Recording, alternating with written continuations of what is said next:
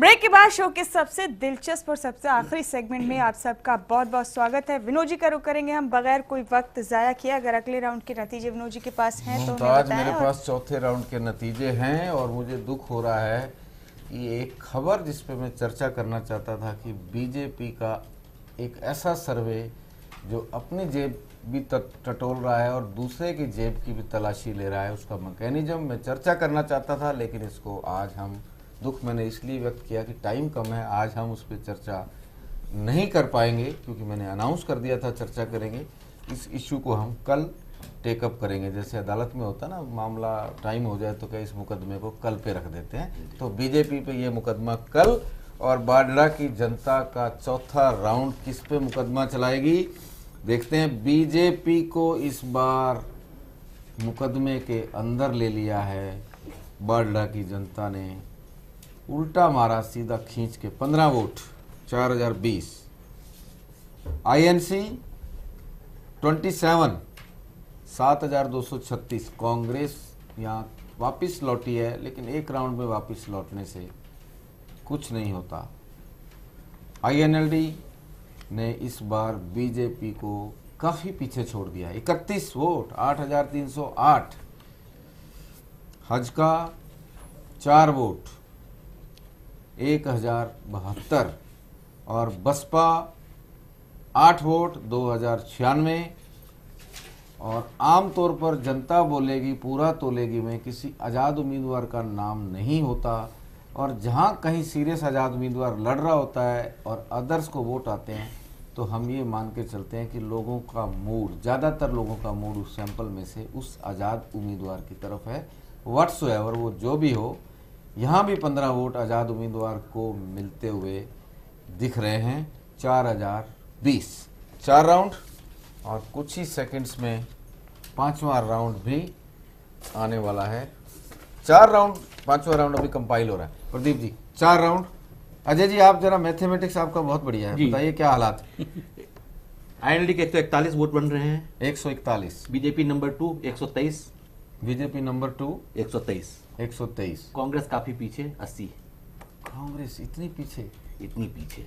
वैसे भी भिवानी में कांग्रेस को लोकसभा में तीसरे नंबर पर ठोक दिया। तो वही ट्रेंड दिख रहा है यहाँ पर। वही ट्रेंड दिख रहा है, कुछ नहीं बदला। कुछ नहीं बदला वहां पर। वो आ गया 5वां राउंड। बोल दूं अभी आपकी टिप्पणी चेंज हो जाएगी जी। इसलिए बड़ा सद के बोलना पड़ता है बिना मैं राउंड देख के। बीजेपी यहाँ फिर वापिस लौटी है।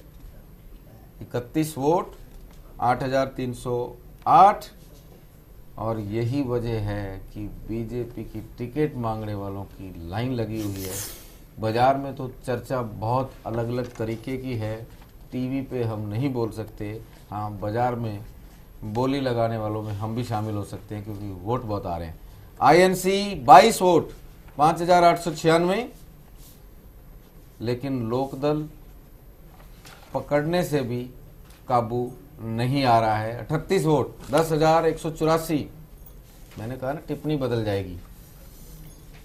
हरियाणा जनहित कांग्रेस 3 804 और बीएसपी 2 536। अदर्स फिर 4। अदर्स को यहाँ हर राउंड में वोट मिला है। तो जैसे मैंने कहावत बोली थी ना, ठंडा माने कोका कोला, तो यहाँ अदर्स माने उमेद पातुवास। ग्रैंड टोटल बता दूं जी है। आ गए। सीएम के नतीजे भी आ गए।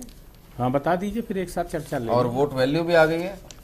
सब बता दीजिए, चर्चा फिर एक साथ कर लीजिए। जी पहले इसको खत्म कर लें। बाडड़ा से अगर बीजेपी को वोट मिल रहा है तो मैं भी ये समझना चाह रहा था कि लोहारू से बड़े बड़े लोग कांग्रेस छोड़ के बीजेपी की टिकट क्यों मांग रहे हैं, और वो बीजेपी के लिए इतने दीवाने हो गए, कुछ भी करने को तैयार हैं। ये अलग बात है कि बीजेपी अब थोड़ा सा सोच समझकर फैसले लेने लगी है। पिछले 3 दिन से कुछ अंदर हुआ है। बीजेपी 154 41,272। कांग्रेस 102 27,336। मेरे मेहमानों की टिप्पणी लेने से पहले ही कांग्रेस के लिए ये सीट रेड लाइट में चली गई है। आईएनएलडी 179। अजय जी, ये आपका सब्जेक्ट है। बतौर कैंडिडेट छिल्लर साहब को 155 मिले जी। और पार्टी के रूप में 179, यानी यहाँ पार्टी का जलवा है। आपके शब्दों में कहूं, दिल मांगे मोर, यानी उनको चिल्लर साहब से कुछ और ज्यादा चाहिए। क्या चाहिए? मतलब उनको पार्टी के लिए लव है, उनको कम वोट आने Love and कैंडिडेट को, affection। यानी उनको उनसे बेहतर, या तो चिल्लर साहब को वार्निंग है कि वो लेकिन बेहतर मैं प्रदर्शन आपको करें। एक बात बता दूं, जी। जो मेरा सर्वेज का तजर्बा है, जी। मैं ये मानता था कि पिछले लोकसभा चुनाव में कि मुस्लिम वोट मुलायम सिंह का हो लिया। हमने जब सहारनपुर, जो मुस्लिम्स का गढ़ है, जब वहाँ से सैंपल उठाया, उस सैंपल में मुलायम सिंह के कैंडिडेट को वोट कम आ रहे थे और मरी हुई कांग्रेस, मरी हुई का मतलब वहाँ पे कांग्रेस को पिछले हमने 10 साल का रिकॉर्ड देखा था, 5% से वोट ज़्यादा नहीं आए थे। जब मुलायम सिंह से ऊपर आ रही थी कांग्रेस, जो 5% लेती थी, जैसे बीजेपी यहाँ पिछली बार कितने वोट लिए? 3-3.5% थे ना प्रदीप जी, जरा देखिएगा। जी जी जी जी 4.36%। 4.5%, 4.25%। जी। एक एग्जाम्पल बता रहा हूँ, 4.25% का मतलब आपके सैंपल पे 22 वोट आने चाहिए। हमने यूपी में जब देखा कि कांग्रेस यहाँ ले रही है, तो हमने सारी मुस्लिम डोमिनेशन सीटों का निचोड़ निकाल दिया था कि कांग्रेस यूपी में बढ़ रही है, और वो 22 सीटें आई जो कांग्रेस खुद मान रही थी कि 11 से ऊपर नहीं आएंगी। जो बीजेपी बाडड़ा में 4.25% वोट ले रही थी, वो बीजेपी यहाँ पे लगभग 30% वोट ले रही है। एक वोट कम, एक वोट और 30% से भी ऊपर वोट ले रही है। जो बढ़ रहा होता है उसकी कोई सीमा नहीं होती, वो कहाँ तक बढ़ेगा। जो घट रहा होता है, जी हाँ, जैसे बिल्कुल। कांग्रेस घट रही जी है, हाँ। तो कोई सीमा नहीं है कि कहाँ पहुंचेगी। चलिए, टिप्पणी आपको करनी थी और इतिहास मैंने सुना दिया, जी। तो आप टिप्पणी कर लीजिएगा। जी। INLD 179, 47,972, हज का 16, 4288, BSP 12 और अदर्स 37। अदर्स को वहाँ भी 9200 वोट आए थे या 9900 आए हैं, 9,916। आज़ाद का लड़ाई में बने रहने की उम्मीद कितनी, ये नहीं कह सकते, कम या ज़्यादा, लेकिन लड़ाई बनी रहेगी। अब इसको सीएम के साथ भी मैच कर लेते हैं। प्रदीप जी, बताइए बिल्कुल। सीएम अनाउंस करें, हाँ जी। टाइम है ना? बहुत कम। कम, आप टिप्पणी कम कर लीजिए। भूपेंद्र सिंह हुड्डा 110, 29,480। भिवानी वालों ने कह दिया है कि हुड्डा साहब, हम आपसे नाराज हैं क्योंकि आप केवल रोहतक का काम करते हैं, ऐसा सुना जा रहा है। भिवानी में नाराजगी भी है इस बात को कि रोहतक का काम होता है और भिवानी का काम नहीं होता। और इसका एक मैं आम आदमी की भाषा में बताऊं तो, दिसंबर में मैं कलानौर के रास्ते भिवानी गया था और मैंने एक आदमी को फ़ोन करके पूछा कि भिवानी कहाँ से शुरू होगा, कितनी देर लगेगी मुझे, मैं यहाँ हूँ। उसने कहा जहाँ से टूटी सड़क शुरू हो जाए समझना भिवानी 8 किलोमीटर बाकी रह गया।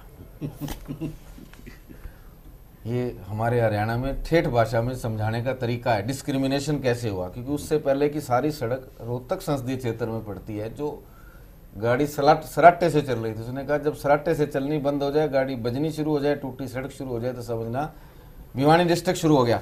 ओम प्रकाश चौटाला 185, 49,580।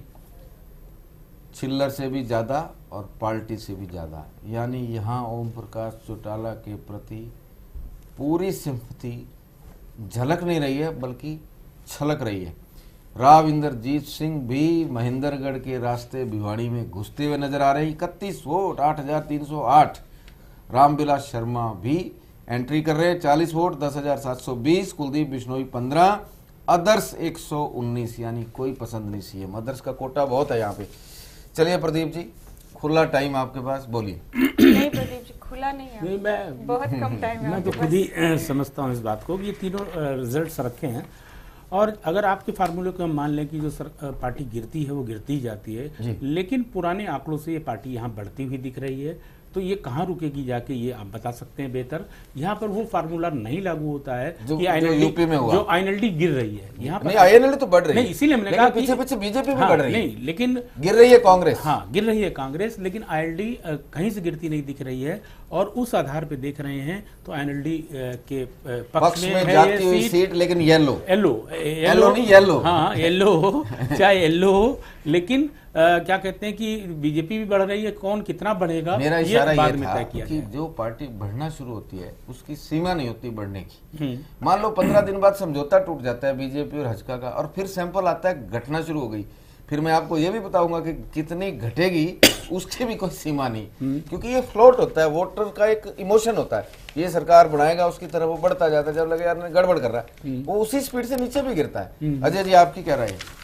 देखिए बिल्कुल कांटे की टक्कर इसमें है, बीजेपी बढ़ रही है आगे, फिलहाल तो कुछ भी हो सकता है। बशर्ते अच्छा उम्मीदवार हो। जी हाँ, उम्मीदवार भी अच्छा चाहिए और कुलदीप बिश्नोई का तड़का भी चाहिए इसमें। कुलदीप बिश्नोई का तड़का लग जाए, तो देखिए तो 17 वोट कुलदीप को मिल रहे हैं, दोनों मिला के 171 हो जाते हैं, बराबर पहुंच जाते हैं। 8 वोट कम, फिर भी नलो आगे। लेकिन कुलदीप को यहाँ पर सीएम के रूप में अच्छे खासे सपोर्ट मिल रहा है, तो उसको भी देखकर लग रहा है कि ऑलमोस्ट वही यहाँ चलिए मामला बीजेपी है। को कुलदीप के तड़के का इंतजार, और फिलहाल मुमताज आज जी बहुत बहुत शुक्रिया विनोद जी, अजय झा साहब और प्रदीप सौरभ जी, आप तीनों का हमेशा की तरह तमाम अहम चर्चाओं में भी शामिल होने के लिए और हर हलके पर नतीजों को लेकर विश्लेषण के लिए भी। तो ये थे बाजड़ा के नतीजे जो हमारे सर्वे में निकलकर सामने आए। विनोद जी, बहुत टाइम हो गया भिवानी में घूमते घूमते, मेरे को लगता है कि भिवानी शहर छोड़ के लगभग हमने भिवानी की सारी सीटें निपटा दी हैं। अब हिसार चलेंगे कल बरवाला।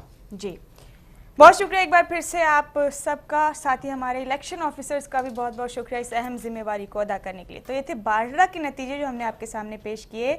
अब अगली पेशकश में बरवाला हलके के नतीजे लेकर आपके सामने फिर हाजिर होंगे। तब तक के लिए दीजिए इजाजत, लेकिन तमाम अहम खबरों के लिए आप देखते रहिए खोज इंडिया। नमस्कार।